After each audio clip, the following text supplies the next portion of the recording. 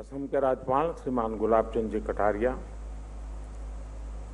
मुख्यमंत्री श्रीमान हेमंत बिस्वा शर्मा जी, मेरे सहयोगी कानून मंत्री श्रीमान किरण रिजिजू जी, अरुणाचल प्रदेश के मुख्यमंत्री श्रीमान पेमा खांडू जी, सुप्रीम कोर्ट के जज जस्टिस ऋषिकेश रॉय जी, गुवाहाटी हाई कोर्ट के चीफ जस्टिस संदीप मेहता जी, अन्य सम्मानित जज, अन्य महानुभाव, देवी और सज्जनों, मुझे खुशी है कि आज गुवाहाटी हाई कोर्ट के प्लेटिनम जुबिली सेलिब्रेशन में शामिल होने का और आपके बीच आकर के इस यादगार लम्हे का हिस्सा बना हूं। गुवाहाटी हाई कोर्ट की 75 वर्ष की ये यात्रा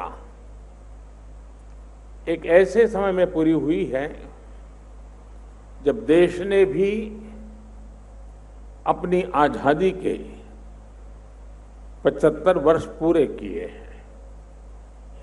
ये हमारे लिए अब तक के अनुभवों को सहेजने का भी समय है और नए लक्ष्यों के लिए जवाबदारी और जरूरी बदलावों का भी एक महत्वपूर्ण पड़ाव है। खासतौर पर गुवाहाटी हाई कोर्ट की अपनी एक अलग विरासत रही है, अपनी एक पहचान रही है। एक ऐसी हाई कोर्ट है जिसके ज्यूरिडिक्शन में का दायरा सबसे बड़ा है। असम के साथ साथ आप अरुणाचल प्रदेश, मिजोरम और नागालैंड यानी 3 और राज्यों को भी सेवा की जिम्मेदारी निभाते हैं। 2013 तक तो गुवाहाटी हाई कोर्ट की ज्यूरिडिक्शन में पूर्वोत्तर के 7 राज्य आते थे। इसलिए गुवाहाटी हाई कोर्ट की 75 वर्ष की इस यात्रा में पूरे पूर्वोत्तर का अतीत जुड़ा हुआ है, लोकतांत्रिक विरासत जुड़ी हुई है। मैं इस अवसर पर असम और पूर्वोत्तर के सभी लोगों को और खासकर यहां की अनुभवी लीगल फ्रेटर्निटी को बहुत बहुत शुभकामनाएं देता हूं। साथियों, आज एक सुखद संयोग ये भी है कि आज ही, और जैसा सब लोगों ने इसका उल्लेख भी किया, डॉक्टर बाबा साहब आम्बेडकर की जयंती भी है। हमारे संविधान के निर्माण में बाबा साहब की मुख्य भूमिका रही है। संविधान में समाये समानता और समरसता के मूल्य ही आधुनिक भारत की नींव है। मैं इस पुण्य अवसर पर बाबा साहब के चरणों में भी श्रद्धांजलि अर्पित करता हूं। साथियों, इस बार स्वतंत्रता दिवस पर मैंने लाल किले से भारत की एस्पिरेशनल सोसाइटी और सबका प्रयास के बारे में विस्तार से बात की थी। आज 21वीं सदी में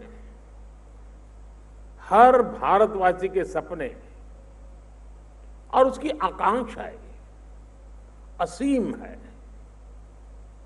इनकी पूर्ति में लोकतंत्र के एक स्तंभ के तौर पर हमारी सशक्त और संवेदनशील जुडिशरी की भूमिका भी उतनी ही अहम है।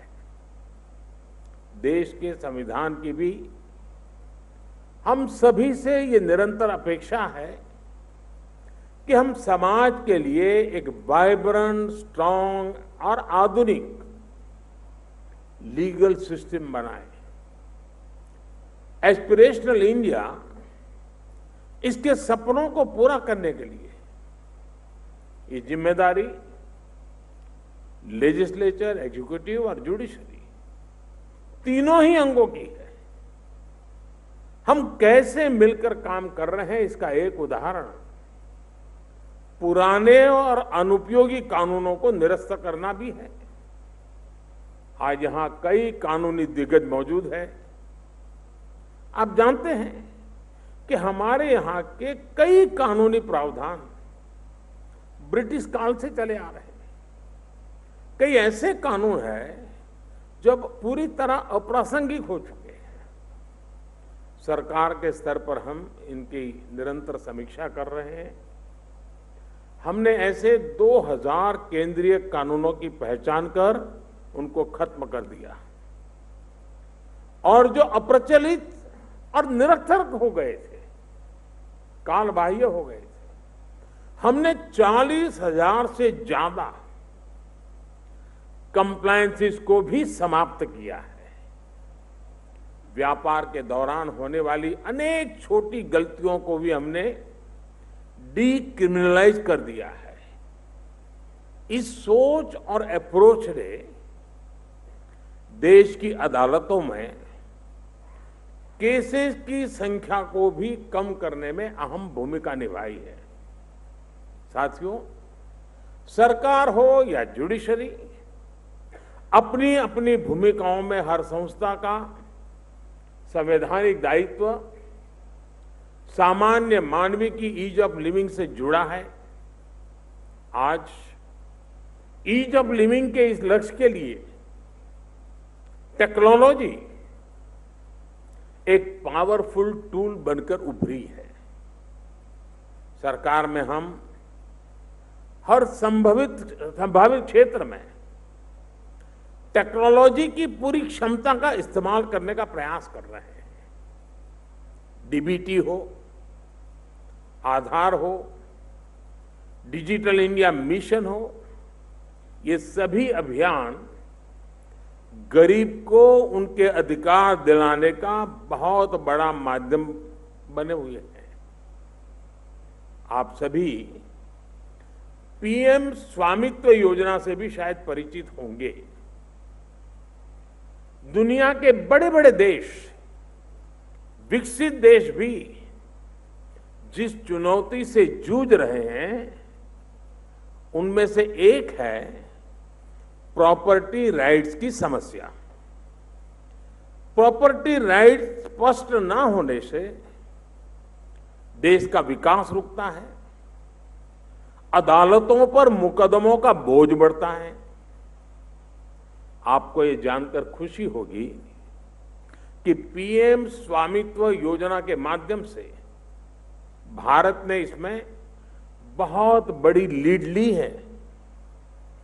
आज देश के 1 लाख से ज्यादा गांवों में ड्रोन के जरिए मैपिंग का काम पूरा किया जा चुका है और लाखों लोगों को प्रॉपर्टी कार्ड भी दिए जा चुके हैं। इस अभियान से भी जमीन से जुड़े विवादों में कमी आएगी, जनता की परेशानी कम होगी। साथियों, हमारे जस्टिस डिलीवरी सिस्टम को अत्याधुनिक बनाने में टेक्नोलॉजी के लिए असीमित स्कोप है, ये हम अनुभव करते हैं। सुप्रीम कोर्ट की ई कमेटी इस दिशा में बहुत सराहनीय काम भी कर रही है। इस काम को आगे बढ़ाने के लिए इस साल के बजट में ई कोर्ट मिशन फेज 3 का ऐलान किया गया है।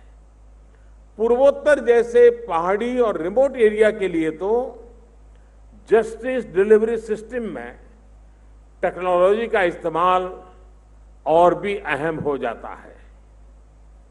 आज एफिशिएंसी बढ़ाने और जस्टिस को एक्सेसिबल बनाने के लिए दुनिया भर के लीगल सिस्टम में एआई को भी, आर्टिफिशियल इंटेलिजेंस को भी शामिल किया जा रहा है।